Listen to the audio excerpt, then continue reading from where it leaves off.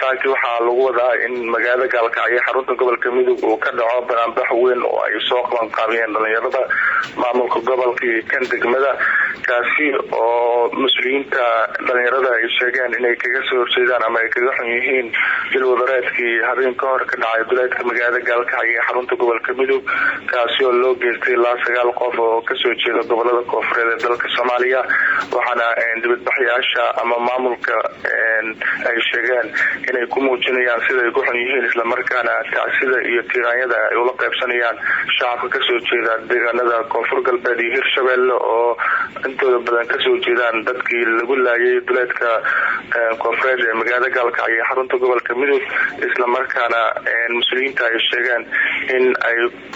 ka xun yihiin dilkaas isla markaana ka maamul ahaan ay xoog ay saarayaan sidii loo soo qaban lahaa raggii ka dambeeyay dilkaasi waxaa dibadbaxa ka qaybgalaya guud ahaan ardada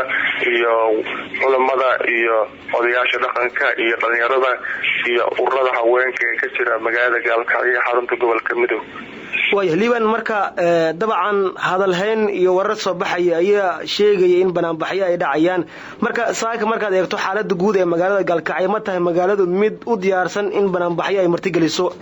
waa maasantahay ilaa xalay waxaa socday kulamo kala duwan oo ay lahayeen dhalinyarada iyo maamulka gobolka iyo kan degmada oo ku aadan sidii loo muujin lahaa in shacabka reer Gaalkacyo ay ugu xun yihiin dilkaasi wadareedka ka dhacay duleedka magaalada Gaalkacyo ee 9 qofood ee